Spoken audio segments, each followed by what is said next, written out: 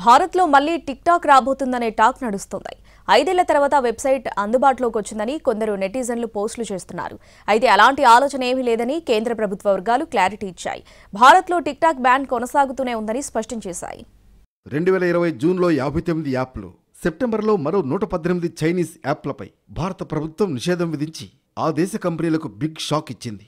సరిహద్దులోని గల్వాన్ దగ్గర భీకర ఘర్షణ తర్వాత చైనా తీరు పట్ల దేశంలో అనేక అనుమానాలు వ్యక్తమయ్యాయి. భారతీయుల సమాచార భద్రత, గోప్యత, దేశ సార్వభౌమత్వానికి భంగం కలుగుతోందన్న కారణాల రీత్యా TikTok, Helo, PUBG, SHAREit, UC browser, Baidu map, Clash of Kings వంటి యాప్లపై నిషేధం విధించింది కేంద్రం. అమెరికా అధ్యక్షుడు ట్రంప్ భారత్ చైనాలపై టారిఫ్లు పెంచడం, తాజాగా భారత్ చైనా మధ్య సంబంధాలు మెరుగుపడుతున్న సమయంలో మళ్లీ టిక్ టాక్ తెరపైకొచ్చింది. ఇటీవల చైనా విదేశాంగ శాఖ మంత్రి వాంగ్ యీ భారత్ను సందర్శించి ట్రంప్ సుంకాలకు వ్యతిరేకిస్తూ భారత్కు చైనా మద్దతును ప్రకటించారు.